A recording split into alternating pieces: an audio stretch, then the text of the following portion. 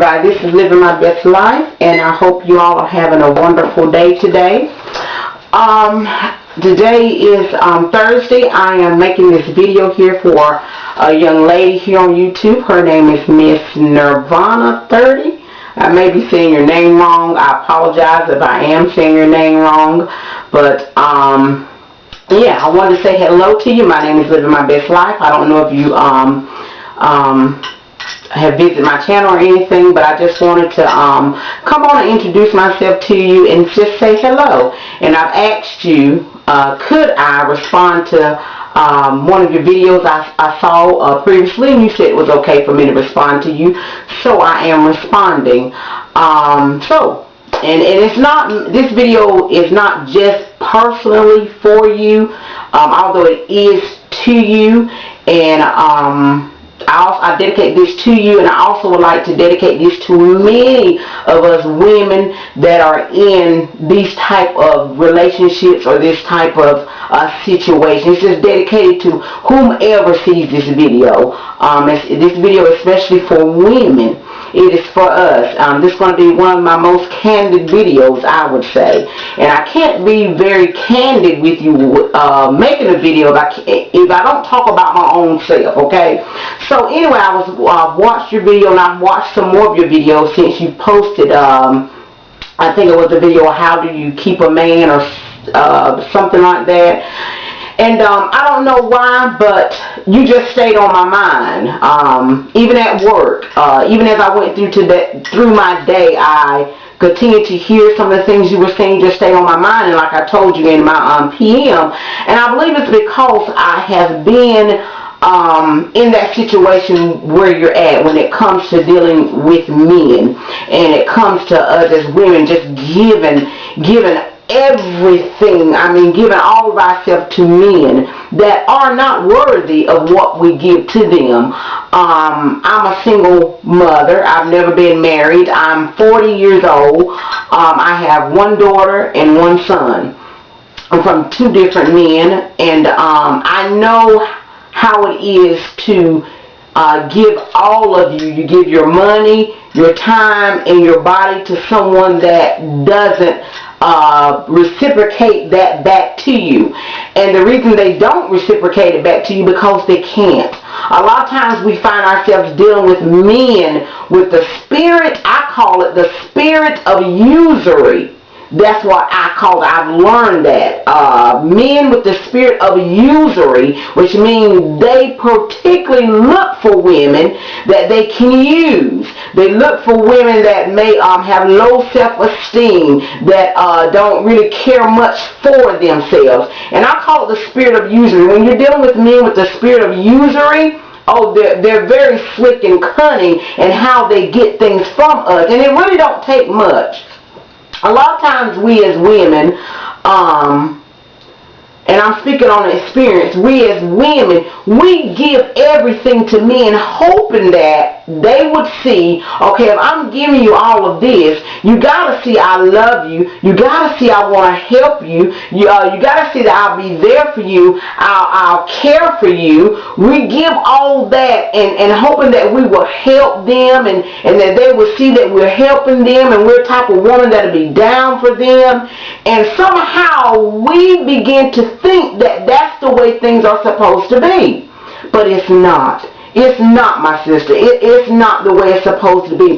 God did not create us to help a man, to provide, to be the provider for him. No, a real man will provide for you. You don't have to ask him. You don't have to think about it. You don't have to wonder, well, I wonder does he know I need this, or I wonder does he know I need that. No, because a real man already knows your needs because he pays that much attention to you. Why? Why would you give a man your money? Why would you give a man your time? Why would you give a man the most important thing that you have, your body? You know why we give like that? And I've been in the same position now. I've given a man my money, my body, and my time, and he gave me nothing. You know why we give like that? Because we don't know how to be loved. We don't feel like we should be loved. We don't feel like a man should do anything for us. We don't feel worthy of ourselves. Well, no, I don't want him to do. He ain't got to do that for me. We don't even feel like a man should do anything for us. That's how low our self-esteem is of ourselves. That's how we evaluate ourselves. We believe that, oh, I'll give him. No, God didn't place us in nobody's life to deplete everything out of us to help build a man. No, baby. When a man comes to us, he's supposed to already be established. He should be already built. He should be already ready to take us in, to minister and give and support and be there for us as the females. All I'm saying, this is what I'm saying, and I'm trying to minister to you. Take your place. Did you know you had a place in God? Did you know God put you in a place as a female, as a woman, to be cared for, to be taken care of? We're fragile. We're not less than, but we're more fragile. We have to be taken better care of than any old thing. You're not here to give your body, to just keep giving your body to somebody. And you know what? And I was listening to your video, and I heard you say that, you know, the sex is good. I used to say that, girl. I don't care what he do. The sex good. Honey, the sex good. He ain't got to do nothing. Sex good. Lies. Let me tell you, sex is such a zero on the scale. It's such a zero on the scale. I don't care how good the sex is, when all that physical stuff is over, and you can be a witness, you don't have to tell nobody, but when all that physical stuff is over, what happens? We are still empty. Because sex don't satisfy nothing. It just satisfies this flesh for a moment.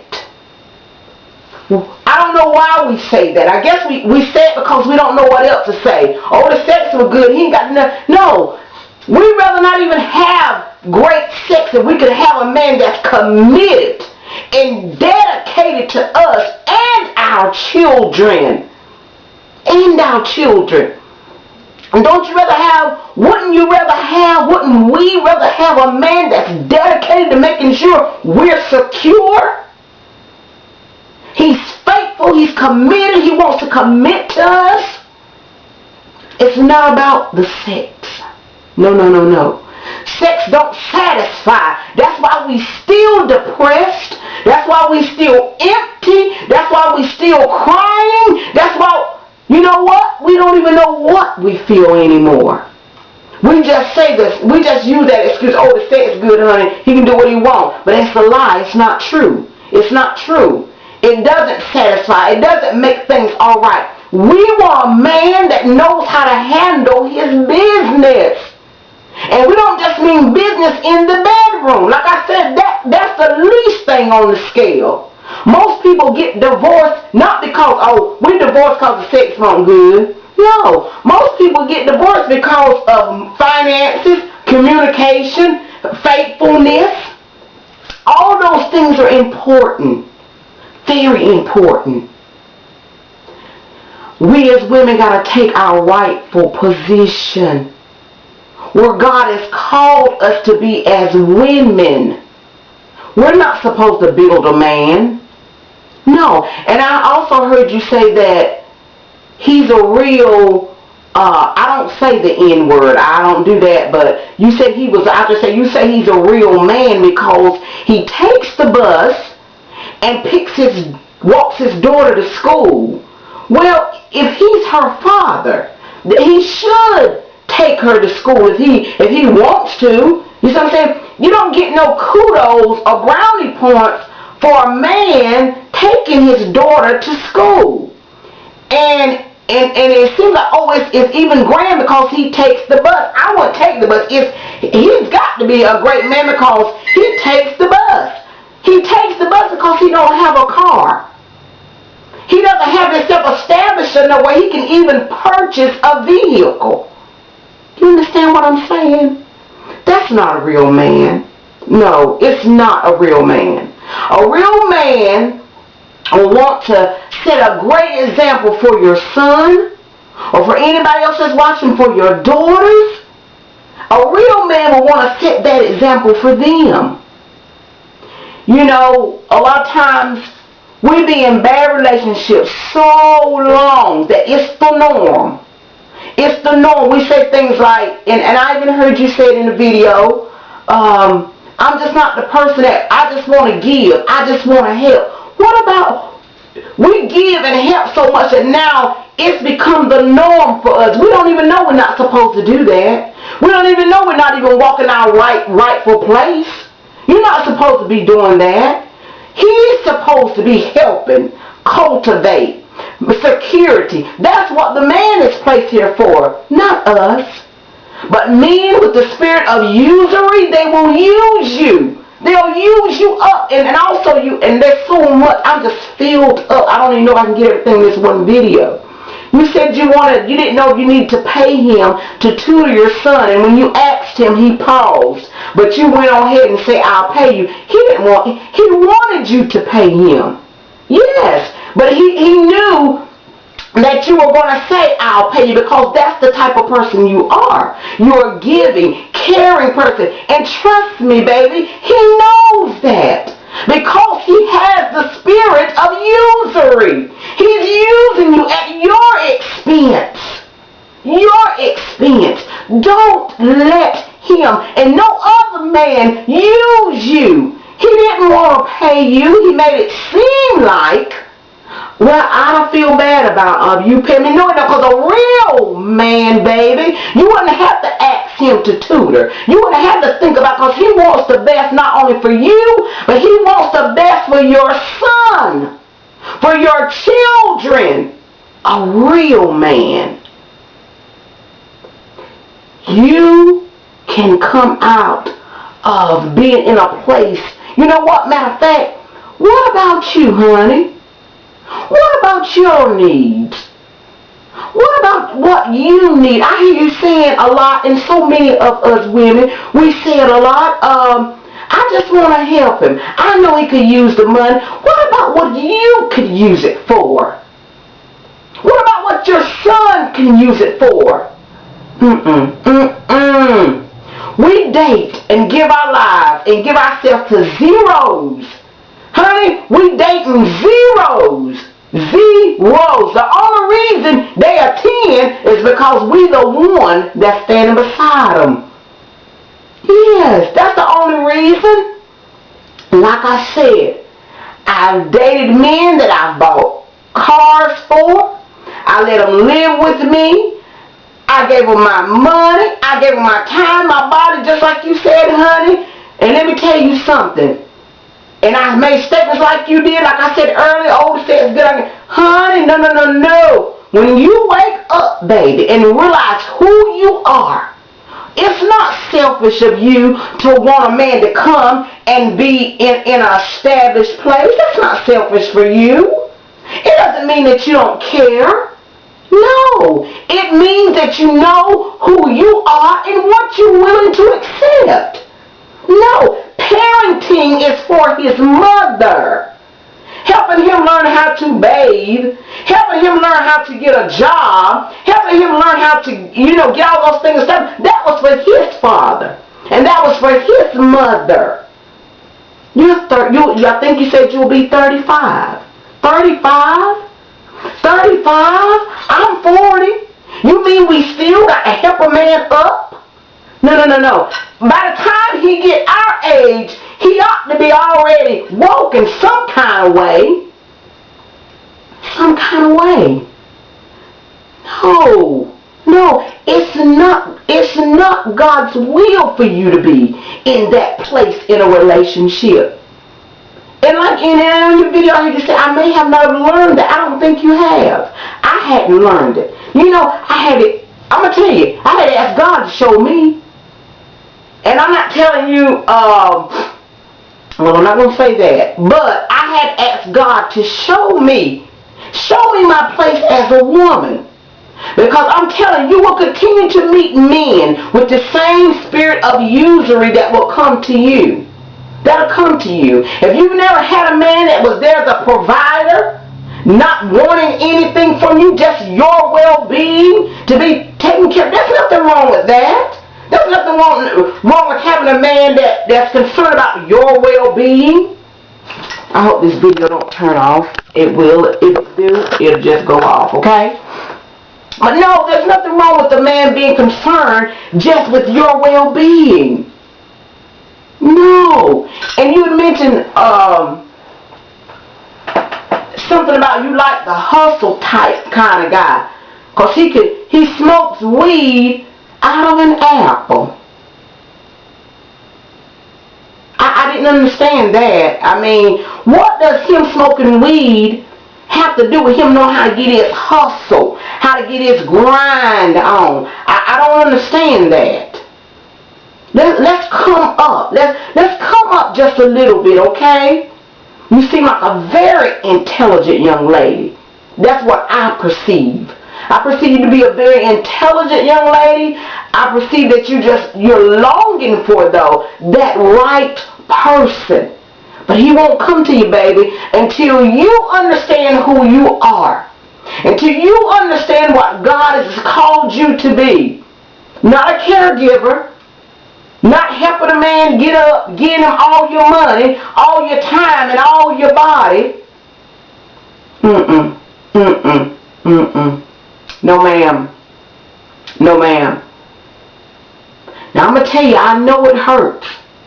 And you know what? A lot of times we continue in relationships like this. I know I did for fear. Fear of being lonely.